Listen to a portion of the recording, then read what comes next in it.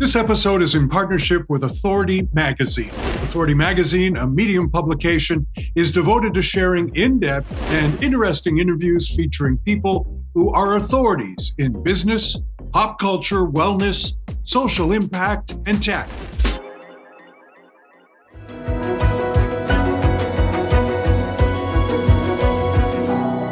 Caitlin Morrison lost her brother, a brother who was a household name. Matthew Perry is celebrated for his television comedy on Friends and his role on the big screen. He was a big star, and yet his addictions eventually caught up with him. Now, Caitlin, along with her family, works to assist those struggling with addiction in her brother's name. Well, Caitlin, welcome to Believe in People. Thank you. Thank you. It's wonderful to be here. Why don't you tell us a little bit about Matthew Perry? A little bit about Matthew Perry. Yes. A little bit about what we didn't see on the screen. Well, you actually saw a lot of Matthew Perry on the screen. That Chandler character was all him. That was all the sort of weird, quirky, sarcastic, funny, off the cuff kind of guy that he was, the kind of at home comedy that he did his whole life. And his childhood friends who work with me now will tell you that they helped invent that, and they should see some of the benefits of it. They don't at the moment. They don't. But he was that guy. He was a funny, quirky, all the things, but he was also he was such an interesting human being in the way that he saw life, in the way that he saw the experience of other people, that he felt things. I mean, I think he had sort of an emotional awareness of the world around him that was so deep and profound and in some cases painful, that all that funny, all that hilarious guy that people invited into their living rooms and copied could I be any funnier? All of that came from a place of the only way I can cope with what I see in the world and what I feel in my heart is to try to bring levity to it. And so I think that on a deep level, the things that very few people saw in him was this kind of real feeling about everybody he came across, this real feeling about all of his own experiences and how much they meant and how poignant they were. And then he wrapped it up in a bow of, hey, look at me, I'm Batman. And you know what? To that point, Caitlin, I mean, he has certainly absolutely had he had a profound impact on your life. I mean, you clearly, I mean, he's your brother. And so, after his passing, you started a foundation and in his honor. And so, because you wanted to continue this legacy. And so what do you think, if you're looking at a larger impact than just commemorating his life, why is the foundation so important in that manner? Geez, what a question. I know, it's like convoluted. That's not small. That's not a small question. The foundation it means so many things. First of all, in a lot of ways, I'm probably on crazy pills for having done it, because it's such a thing to take on and to do. But part of building it and part of thinking about what exactly it would be, what exactly it would do, it was looking very deeply at what's the case in Canada, what exists, what doesn't exist, what do people need, what are they lacking, what do they want, what's their experience. And so that meant talking to as many experts as would talk to us, as many people with doctor in their name as was willing to get on the line and have a long conversation and saying, if you could change something about the way that the way that people address this huge thing, what would you do? What would you change? And people had a lot of different answers, but the one thing that came up for everybody was the treatment is great. It's great that in Canada, compared to some other jurisdictions, it's largely accessible. It's great that there's a place where people realize they need help, they're ready to reach out for help, and there's a place they can go and they can get that help. But it lasts for not nearly long enough.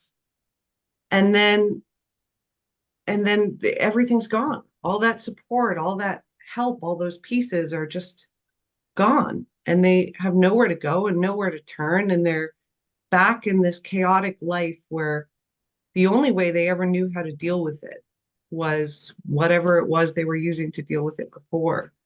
And they have a brain that's still broken and isn't even close to healing yet, though it will someday.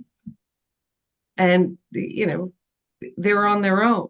And then it's surprising to some that they return to a life of using or drinking or whatever their particular thing is. But it's not really surprising. And the trouble for both individuals and families is that this idea that you can get a little bit of help, but not as much as you need, and then you're thrust back into a world where everything tells you you need to go back to that. The only thing that's ever going to make you feel okay is that thing. The trouble is you end up going back and forth and back and forth a bunch of times. And I've spoken with mothers who say, I love my kids so much, but I've mortgaged my house 3 times to pay for rehab over and over and over again. And I'm losing hope. I have no hope left. So we decided that's what we wanted to do. We wanted to think about how we could address what happens when you leave. How can we walk up to somebody as they're leaving the doors of a treatment facility and say, come with us. We're gonna keep helping you. We're gonna keep helping you.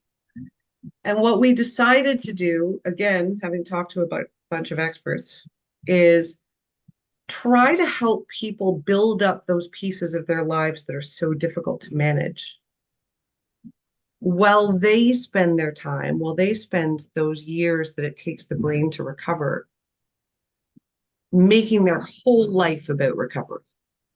Whatever path to recovery works for them, focusing all of their energy on that, on getting to that beautiful life that is there in long-term recovery waiting for them, without having to worry about, is there a roof over my head tonight?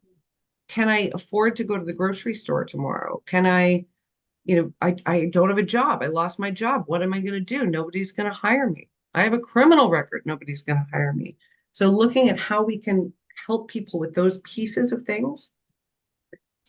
And I think that wrapped up in all of that is, when I think about Matthew, when I think about him, when I think about, him being a part of this, because I feel like everything we do is informed by what he would do.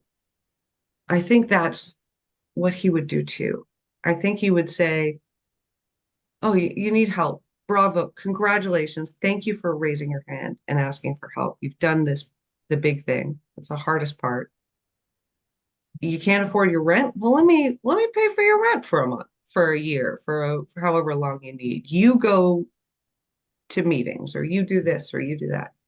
So it's sort of that. It's informed by experts and also informed by Manu. I remember in one of Matthew's last interviews, when his book came out, I believe he was talking to George Stroumboulopoulos, perhaps of the CBC, or perhaps he was on a queue at the CBC. I can't recall, but he said exactly that. He said exactly those things. That in the book was dedicated to him trying to help others and reach out to others.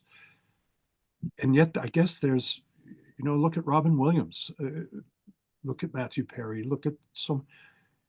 Is it a pain?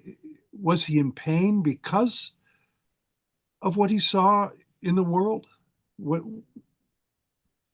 was that? What people think, well, they're so funny. How could this happen to them?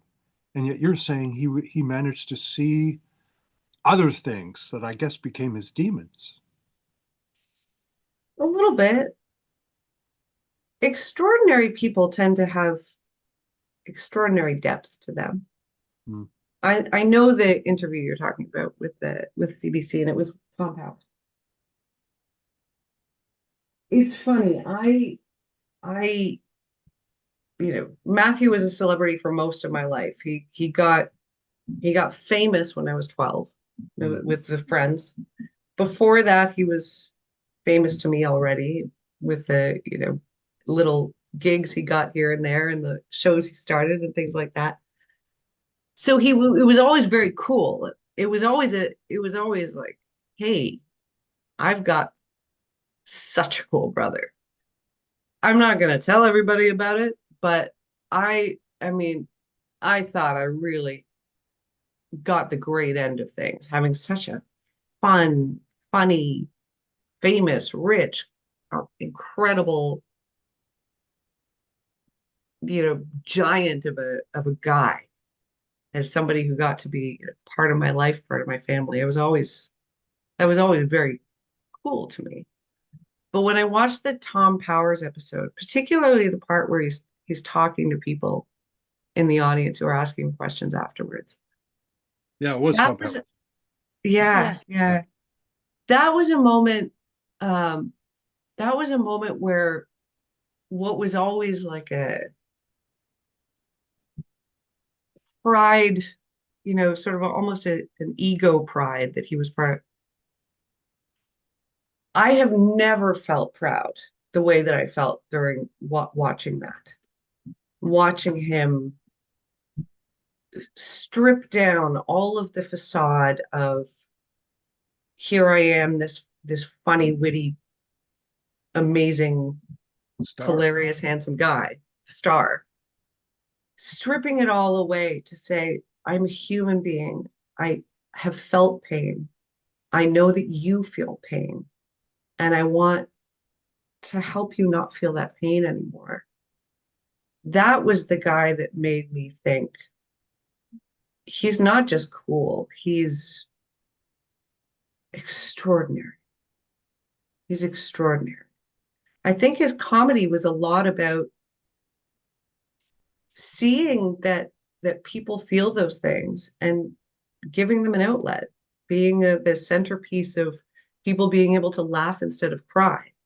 And somebody like Robin Williams, I think, might have been the same way too. When you feel deeply, when you have those sort of emotional struggles within yourself, I think that you're better able to identify them in others. And I think that there's something very human in saying, I know what that feels like. And I don't want somebody else to have to feel that too. And I have this superpower of being able to make people laugh anytime I want them to laugh, gutturally, in a way that makes their stomachs hurt. And I'm going to do that. That's my gift to them, is I'm going to do that. Yeah. And Caitlin, on the recovery side, or and talking about mental wellness, what is something about addiction and recovery that you wish more people understood, especially those who never have experienced it firsthand and or witnessing it? It's very difficult to pick one thing. There are so many facets to it that it would be great for people to understand more. I think broadly, and to a certain extent, this has become more the norm in the way people think about it, but I think that there's still more to be learned. I think broadly, I'd like people to think about addiction as a disease, but not just, hey, addiction's a disease. More significantly, addiction is a disease of the brain. It is a dysfunction of a specific part of our brain in the way it's supposed to work. And when somebody has a disease, in this case, it's a terminal disease, there are treatments that there's a treatment protocol, right? In each individual has their own particular treatment protocol that is right for them. Take an example from bodily diseases as opposed to diseases of the mind. If somebody is diagnosed with cancer, they'll be assigned to an oncologist, and an oncologist will say, we're going to try treatment A, B, C through Z. We're going to try every single treatment that we can. We're going to see what combination of things works best for you. We're going to keep trying. We're going to keep coming back and looking at it and reevaluating it. And we're going to keep doing whatever it is we need to do to get you into remission. And then we'll check on you and make sure that you're still in remission. We'll do that from time to time. In the world of addiction, and this goes for some other mental health conditions too, in the world of addiction, there's less of that approach. The approach tends to be, we'll say, sure, you have a disease. And then we're going to suggest a very specific treatment for you, and only one. And we're going to tell you that the expectation is that one treatment in a very short course of time is going to fix you. And if you're not fixed at the end of it, there's something wrong with you. You aren't doing this right. As opposed to everybody is going to have something different that works for them. And it's not going to work for them right away. You don't get into remission right away. When I talk to neurologists who explain how addiction works in the brain and what pieces of the brain don't function the same way in somebody who lives with addiction than they do in somebody who doesn't have addiction in their life, those things take years to recover when they're undergoing a lot of different treatment, all in the right way for that extended period of time. But we don't say, let's try everything we can. We don't say we're going to try everything we can until your brain is functioning the way that it's supposed to be functioning.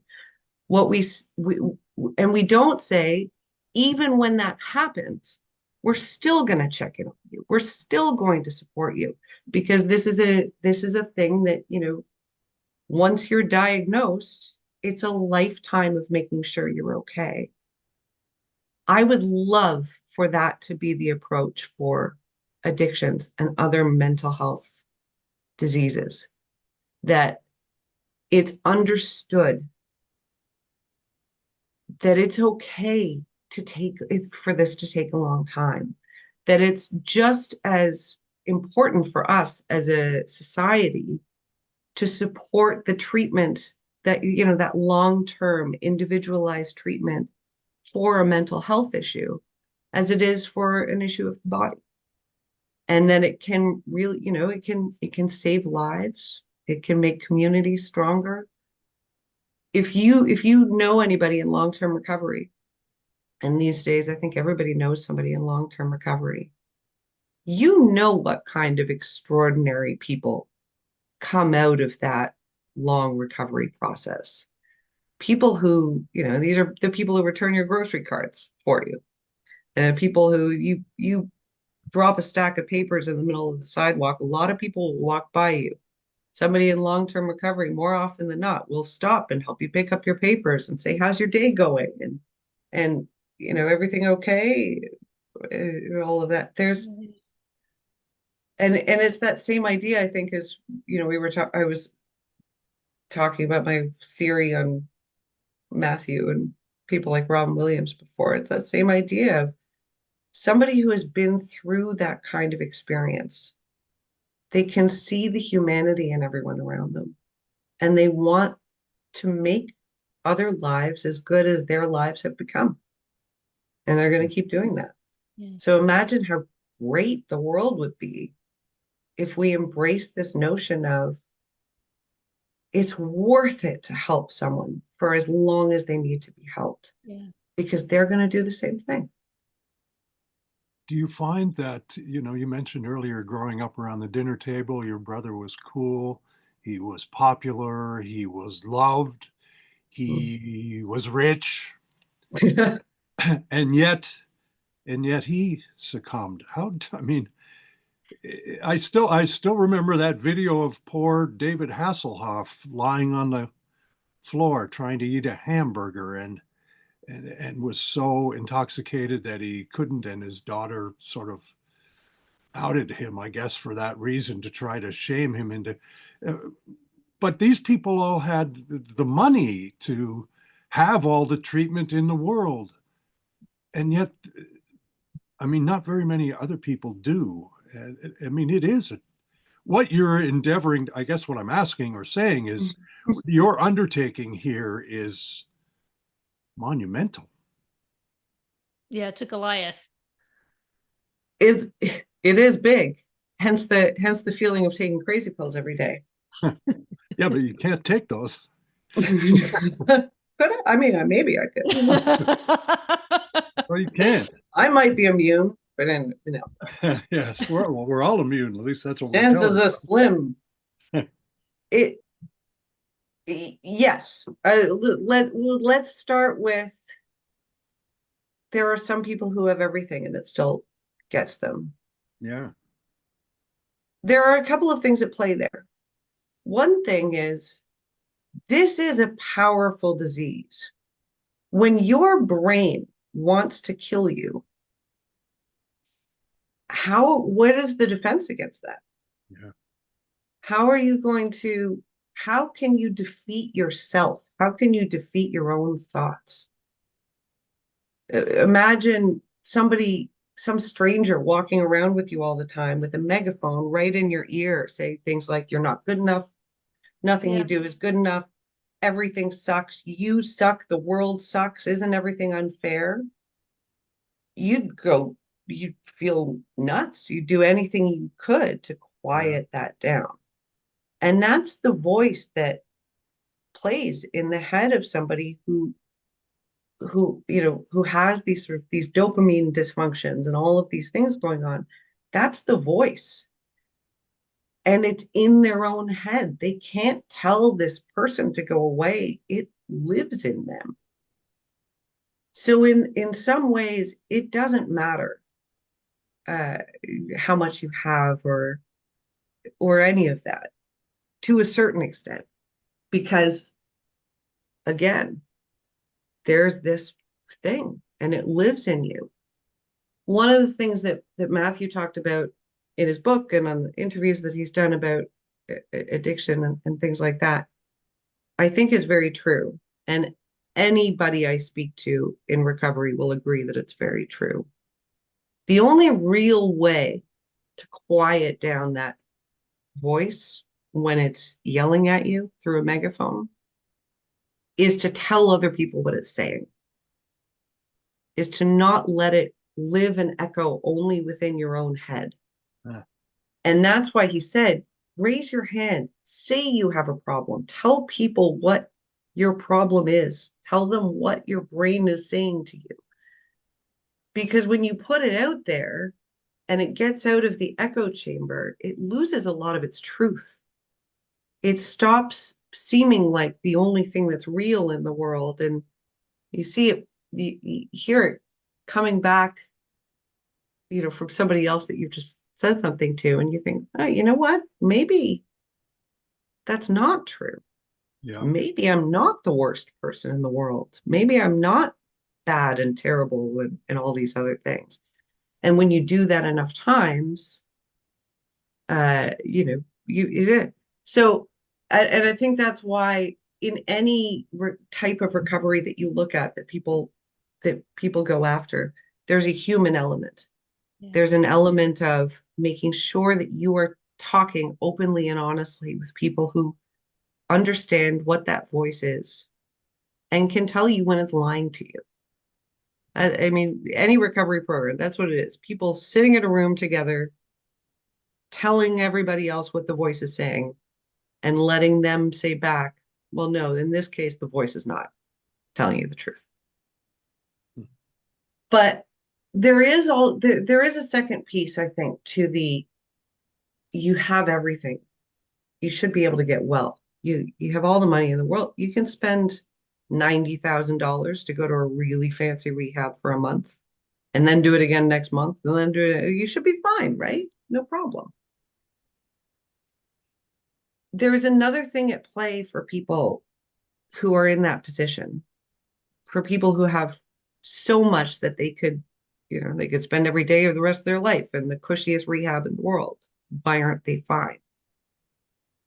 And that is when people have that kind of elevated status in the world, when they're rich and famous and everybody loves them, there are people around them who benefit from the rich and the famous and all those things.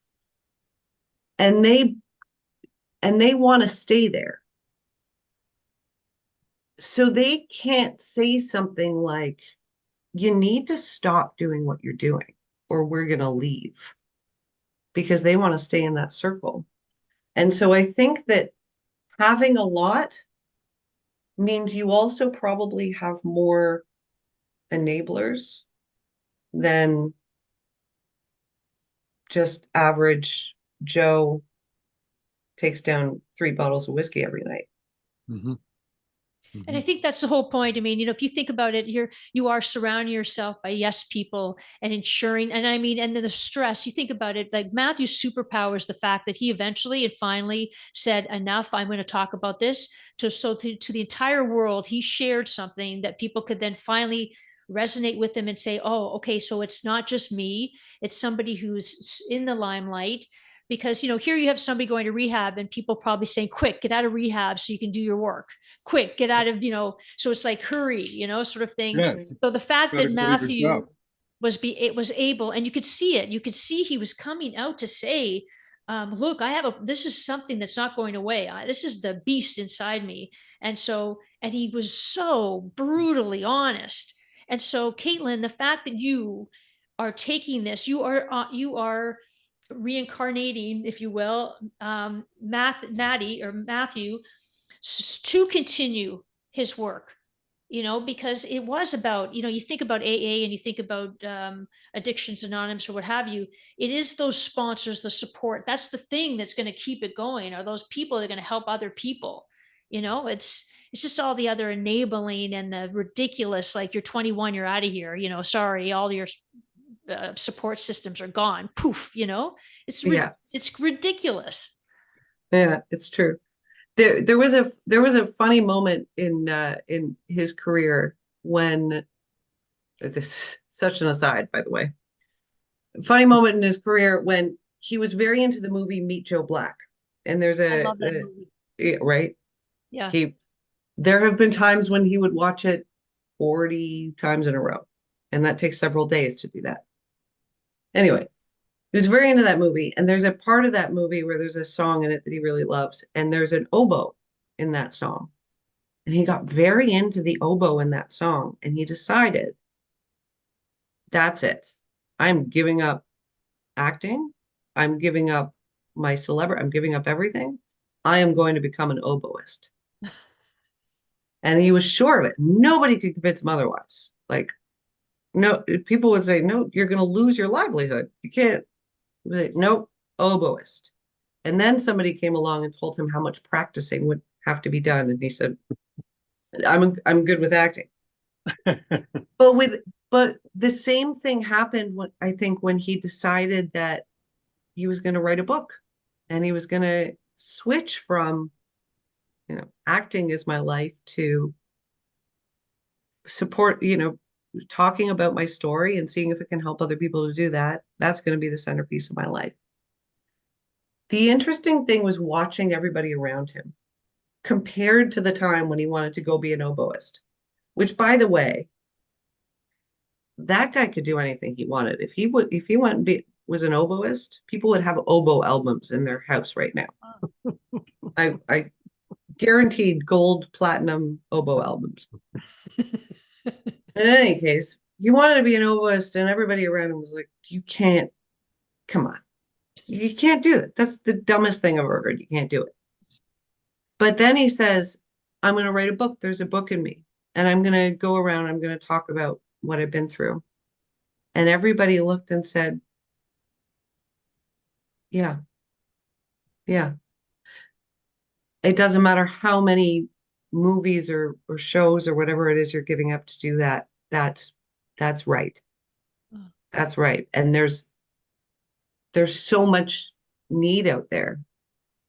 My absolute favorite thing is when somebody will write to me or reach out to me somehow and say, I was in a hotel room and I was on my 14th glass of wine and I decided to start listening to his book. And I realized that that was me.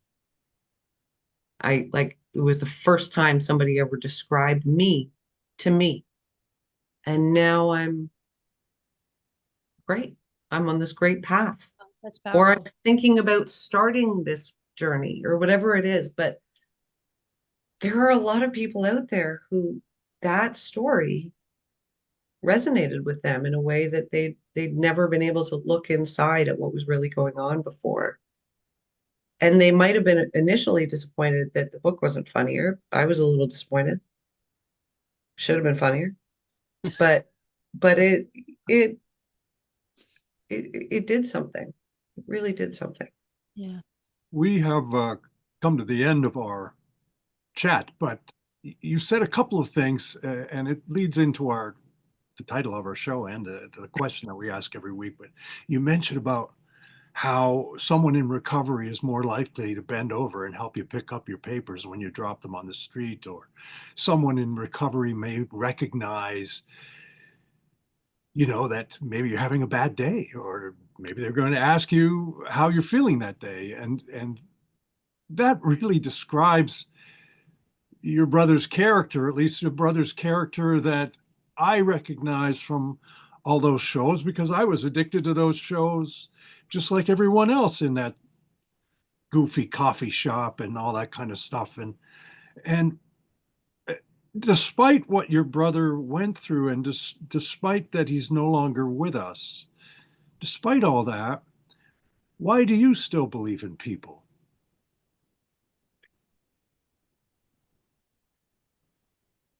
I believe in people for a lot of reasons. I think you know, that's who we are. We gotta believe in ourselves and we're people. But the thing that really gets me every time is that no matter how many stories I hear about trauma, about difficult experiences, about whether they're the family member of somebody who's going through something hard or they've been through something hard or something happened in their childhood and they should be just angry every day. They have every right. They should be angry every day. They don't approach it with those things with anger. They talk about the things they've been through and they say, because I've been through this, I want to make sure that other people don't have to be through that, go through that.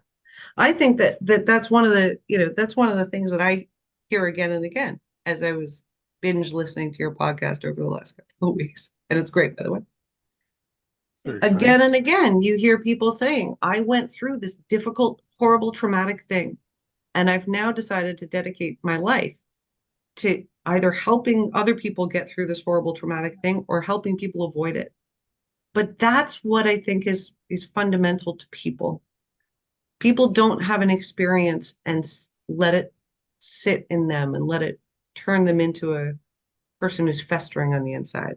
People have an experience like that and they say, I want to make it better for other people. I want to turn this around and stop this from happening to someone else. I think there's love in everyone. I think the fundamental thing in everyone is love, even for strangers. And that when you give somebody something hard, that love becomes the centerpiece of everything they do forever. Caitlin Morrison, thank you. Thanks, Caitlin. Thank you. Thank you. Kevin, Caitlin was a delight. I don't use that word delight, do I? But the fact that she's carrying on her brother's wishes to help others, especially with addiction, is really it takes a lot of strength to be able to do that, and she's doing it well. Well, and I wish we all wish her well with the project, because they're, you can't go a day without running into someone who is struggling or has a family member who's struggling, which means they're struggling as well. Support is one of the few things that may help, and I think Caitlin and this project is going to do just that. She said some very positive things about our podcast at the end of the interview. I know. And if you're feeling positive about this podcast, perhaps this podcast could be therapeutic for you in some way. And if that's the case, please subscribe to our podcast or seek us out and share us with your friends. Believe in people. Thank you. Thanks, everyone.